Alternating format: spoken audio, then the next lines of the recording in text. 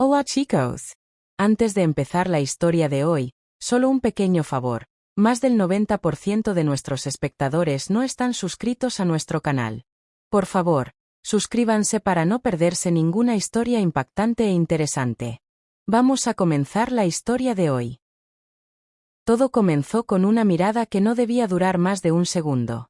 Una mirada de esas que parecen inocentes, pero que en lo profundo llevan una carga peligrosa, como si el alma supiera antes que la mente que algo está a punto de romperse. Yo era la esposa perfecta. O al menos eso intentaba ser. Cuidaba de la casa, de los niños, de mi esposo, Martín, como si fuera una religión. Cada día comenzaba con una taza de café recién hecho, su ropa planchada, los deberes escolares listos para nuestros 2 hijos y una sonrisa cansada, pero sincera. Él, en cambio, siempre parecía estar más interesado en su trabajo que en nosotros. Martín era contador en una firma grande. Siempre tenía una excusa para llegar tarde. Reuniones, cierres de mes, auditorías. Al principio, le creía. ¿Por qué no habría de hacerlo? Era mi marido, el padre de mis hijos. Pero con el tiempo, esas reuniones se volvieron más frecuentes, y sus ojos dejaron de mirarme como antes. Ya no me preguntaba cómo me sentía, no notaba mis peinados nuevos, ni siquiera si lloraba en silencio al otro lado de la cama. Yo era invisible para él. Durante meses me convencí de que todo era normal, que todos los matrimonios pasaban por etapas difíciles. Pero un día, algo cambió. Fue un martes por la tarde, mientras estaba en la cocina, cuando sonó el teléfono. Era una llamada equivocada, o eso pensé. Una voz de mujer preguntó por Martincito. Mick and Jill. Nadie le llamaba así. Solo yo. O eso creía. Fingí ser una operadora, y la mujer colgó. Esa noche no dormí. Y la siguiente tampoco. Cada parte de mi cuerpo me gritaba que algo no andaba bien. Y fue entonces cuando decidí averiguarlo. Contraté a un investigador privado. Me sentí ridícula, como en esas películas que tanto criticaba. Yo, ¿espiando a mi propio marido? Pero el dolor era más fuerte que la vergüenza. A las 2 semanas recibí las pruebas. Fotos. Horarios. Recibos. Todo estaba ahí. Martín tenía otra mujer. Una más joven, más delgada, más libre. Se veían en un departamento que él alquilaba a escondidas. Se tomaban selfies. I've been a sinner. Se reían. Ella lo miraba como yo solía hacerlo. Y él, a ella, como nunca más me miró a mí. Lloré durante horas. No por él. No por la otra. Lloré por mí. Por los años entregados. Por las noches en vela. Por los cumpleaños olvidados. Por todas las veces que me culpé a mí misma por no ser suficiente. Pero cuando se me acabaron las lágrimas, algo dentro de mí cambió. Se quebró. Y de esa grieta nació algo nuevo. No era odio. Era claridad. Ya no era la esposa sumisa. Ahora era una mujer traicionada, humillada, y lista para vengarse. Pero mi venganza no sería como en las películas. No iba a gritarle ni a lanzarle platos en la cara. No iba a pedirle explicaciones, ni a suplicarle que me amara de nuevo. No. Iba a destruirlo desde dentro. Iba a hacer que se sintiera tan pequeño como me hizo sentir a mí. Y todo, sin levantar un dedo, sin ensuciarme. Solo usando lo que él más amaba. Su imagen, su prestigio, su ego. Comencé por lo básico. Thingy no saber nada. Le preparé sus comidas favoritas, lo esperé con sonrisas, lo escuché como si aún creyera en sus mentiras. Y mientras tanto, fui recolectando todo. Correos, mensajes, documentos, transferencias bancarias. Todo lo que pudiera usar más adelante. También hice algo que jamás pensé que haría, me acerqué a la otra mujer. No fue difícil. Ella no sabía quién era yo. Usé un perfil falso en redes sociales y la agregué. Comenzamos a hablar. Ella se sentía especial, la única en la vida de Martín. Hablaba de él como si fuera un príncipe. Y yo la alentaba, la escuchaba, me hacía pasar por una amiga en otro país. Mientras más hablábamos, más confiada se volvía. Me mandaba fotos, vídeos, audios. Me contaba cosas íntimas, privadas, cosas que serían valiosas más adelante. Luego empecé a hacerme notar en su empresa. Comencé a enviar currículums a la firma donde trabajaba, recomendé a una amiga para un puesto allí. Me hice amiga de una de las recepcionistas. Me infiltré poco a poco, sin levantar sospechas. Nadie sabía quién era yo en realidad, pero todos comenzaron a hablar de mí como la chica nueva, la simpática, la eficiente. No quería quitarle el trabajo. Quería algo peor. Quería que su mundo se viniera abajo sin saber por qué. En casa, todo seguía como antes. Pero ya no lo miraba con amor. Lo miraba con estrategia. Analizaba cada palabra, cada gesto. Le preguntaba cosas inocentes, como si fuera una esposa ingenua. Y cada vez que me mentía, lo anotaba en mi cuaderno. Tenía una bitácora completa de su doble vida. Pero aún no era el momento de usarla. Tenía que esperar el instante perfecto. Aquel en que su orgullo estuviera más alto. Solo así, la caída dolería más. Y entonces, ocurrió. Lo ascendieron. Lo llamaron para ofrecerle un cargo directivo en otra ciudad. Iba a ganar más del doble. Iba a dirigir un equipo, tener su propia oficina, ser admirado. Vino a casa esa noche con una botella de vino, flores y una sonrisa que no le había visto en años. Me abrazó como si aún me amara. Me dijo que esto lo cambiaría todo, que ahora podríamos mudarnos, tener una nueva vida. Quería que lo acompañara, que lo siguiera, que creyera en él de nuevo. Y yo, sonreí. Le dije que sí, que estaba feliz, que lo amaba. Y esa noche, mientras dormía abrazado a mí, soñando con su nueva vida, yo estaba despierta, planificando cómo arruinarle cada segundo de ese sueño. La mudanza fue rápida. Martín se encargó de todo con entusiasmo desbordante. Parecía un niño con juguete nuevo. Lo vi empacar su ropa, sus libros, sus trofeos de mejor empleado del mes como si estuviera construyendo una nueva vida de éxito sin mancha, sin historia. No tenía idea de que esa nueva vida venía con una bomba oculta. Yo lo acompañé en todo el proceso, sonriendo, fingiendo emoción, abrazándolo por detrás mientras él revisaba planos de oficina o hablaba por teléfono con sus nuevos superiores.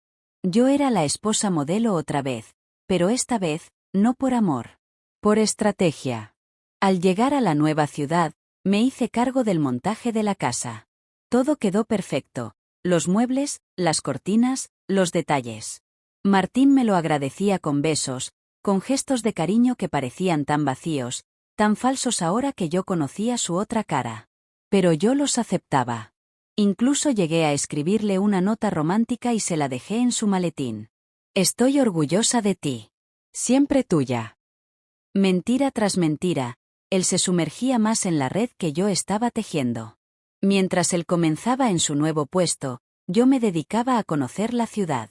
Me hice voluntaria en un centro cultural donde daban clases de arte. Allí conocí a personas influyentes, entre ellos un periodista local, Julián, quien dirigía una pequeña pero poderosa columna de denuncias ciudadanas. No le conté toda mi historia al principio. Me presenté como esposa de un nuevo ejecutivo en una firma prestigiosa, interesada en hacer conexiones, en contribuir a la comunidad. Poco a poco, Julián se volvió mi aliado, sin saberlo. La otra pieza del plan también estaba en movimiento. Continué hablando con la amante de Martín desde el perfil falso. Ella creía que yo era una amiga de la infancia que vivía en otro país. Me contaba todo, sin filtros.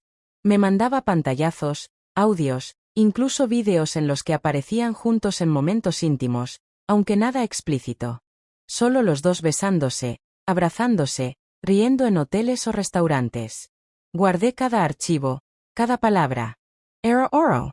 Pero aún no era el momento de usarlo. Martín, mientras tanto, se hundía más en su propio ego. En su nuevo trabajo todos lo trataban como a una estrella. Él estaba encantado. Lo invitaban a eventos, salía en fotos corporativas, daba charlas motivacionales. Cada vez que llegaba a casa, me decía lo increíble que era todo. Me daba las gracias por haber creído en él y por ser su roca. Me besaba la frente y me decía que por fin estábamos donde merecíamos. Yo sonreía. Porque lo sabía. Estaba exactamente donde debía estar para que la caída fuera catastrófica. Entonces inicié la segunda fase. Mandé un correo anónimo a la empresa de Martín. Usé un correo temporal, sin rastreo. En el cuerpo, incluí fotos de él con la amante, transcripciones de sus mensajes, y copias de transacciones bancarias que él había hecho con dinero de los viáticos de la empresa para pagar hoteles y cenas con ella. Todo estaba perfectamente armado, documentado, fechado. El mensaje terminaba con una frase: "Este es el hombre que representa sus valores corporativos". No lo supe de inmediato, pero el efecto fue inmediato. A los 2 días, Martín llegó a casa con el rostro desencajado. Me dijo que había una especie de auditoría interna. Que alguien estaba intentando manchar su reputación. Que no entendía nada. Me pidió ayuda. Me miró con miedo. Y por primera vez en mucho tiempo, sentí algo parecido a poder. Fingí sorpresa, lo abracé, le dije que estaba con él. Y esa noche, mientras él dormía inquieto, yo dormí como un bebé. La tercera fase llegó sola. El periodista Julián me escribió. Recibí algo muy fuerte sobre un escándalo empresarial. ¿Sabes algo? Fingí inocencia al principio, pero luego le di pistas, justo las necesarias para que él conectara los puntos. Le pasé la información completa. Sin decir que era mi marido, por supuesto. Solo un informante anónimo. Le pedí que esperara unos días antes de publicar. Él aceptó. Quería verificar todo. Y lo hizo. Las pruebas eran irrefutables. La empresa, por su parte, abrió una investigación formal. Suspendieron a Martín mientras evaluaban la situación. Sus colegas dejaron de saludarlo.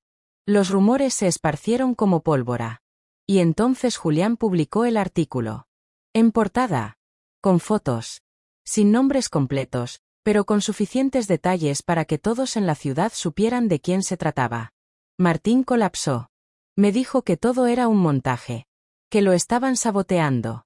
Que alguien quería destruirlo. Me pidió que lo ayudara a limpiar su nombre.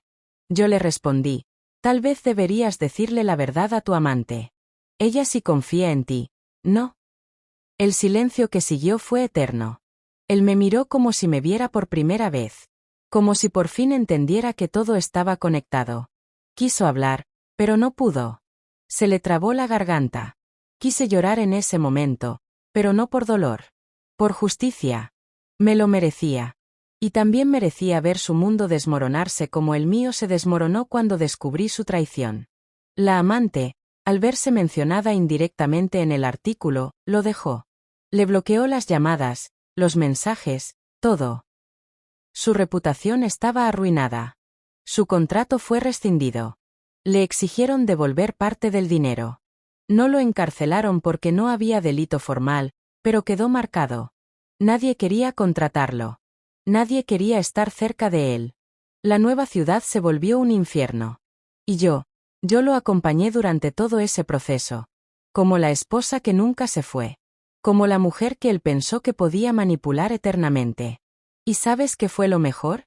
Que nunca sospechó que todo eso fue mi obra. Yo era su única aliada en el caos. Su único refugio. Y eso fue mi venganza más dulce. Después del escándalo, nuestra casa ya no era un hogar. Era un campo de ruinas. Martín se pasaba el día encerrado en la habitación, en bata, sin afeitarse, mirando al techo como un prisionero sin juicio. Ya no hablaba con sus padres, que también lo habían llamado para decirle cuánto los había avergonzado. Ya no recibía correos, ni llamadas, ni entrevistas de trabajo. Todo lo que había construido con arrogancia, se le había ido como agua entre los dedos. Y mientras él se consumía, yo florecía.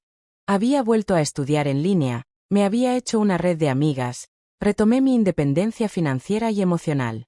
Había descubierto que podía existir por mí misma. Que no necesitaba vivir bajo la sombra de un hombre que jamás me valoró. La mujer que antes lloraba en la cocina mientras el agua hervía, ahora se miraba al espejo con dignidad. Pero mi plan aún no estaba completo. Martín aún creía que yo no sabía toda la verdad. No había conectado cada punto. Pensaba que tal vez alguien más lo había traicionado. Un enemigo corporativo, un colega celoso. Nunca me confrontó directamente. Y eso lo mataba por dentro. Vivía con la paranoia de que yo lo supiera, pero sin pruebas. Sin certeza. La ambigüedad era el castigo que más le dolía. No la furia, no los gritos. El silencio. El mirar sin decir nada.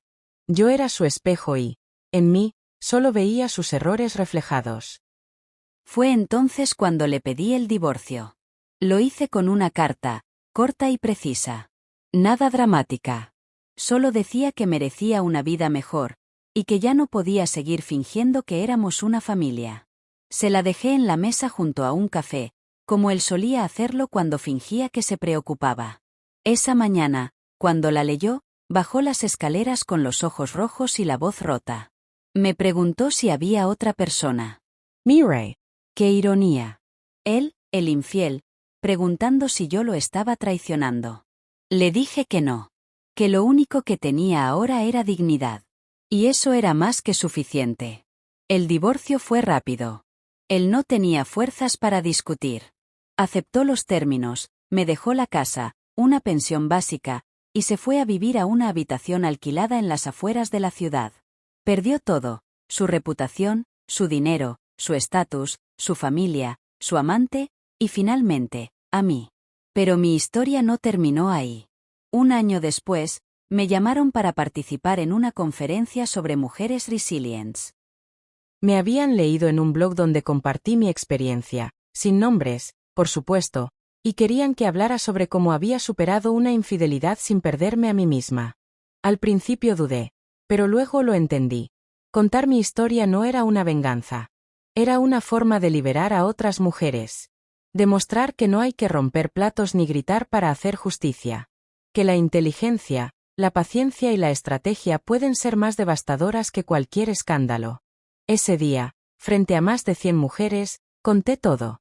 Cómo había vivido en silencio, cómo había descubierto la verdad, cómo había planeado cada paso, cómo había salido de ese infierno sin perder la calma. No dije nombres, ni fechas. Pero cada palabra fue una daga silenciosa dirigida a quienes alguna vez sintieron que debían soportar por amor, que debían callar por los hijos, que debían perdonarlo todo por mantener una familia unida. Después de la charla, muchas mujeres se me acercaron llorando, agradeciéndome. Y supe que mi historia no era solo mía. Era la de muchas. La de miles que todavía vivían en sombras, creyendo que no había salida. Martín, por su parte, intentó rehacer su vida. Lo sé porque a veces me llegaban mensajes suyos, cada vez más cortos, más tristes, más perdidos. Nunca respondí. No por rencor, sino porque no tenía nada más que decirle. Ya no formaba parte de mi mundo. Se había convertido en un eco lejano, en una advertencia del pasado. Hoy, vivo tranquila. No necesito a nadie que me dé valor. Lo encontré dentro de mí. Volví a amar, sí. Pero esta vez, a mí misma. A la mujer que resurgió de las cenizas sin perder la cabeza, sin gritar una sola palabra. La mujer que él subestimó. La esposa que todos creyeron débil, hasta que fue demasiado tarde. Porque la verdadera venganza no es destruir al otro. Es demostrarle que jamás te necesitaste de verdad. Y yo lo hice. Sin escándalos. Sin ruido. Solo con inteligencia, paciencia y memoria. Gracias por escuchar mi historia.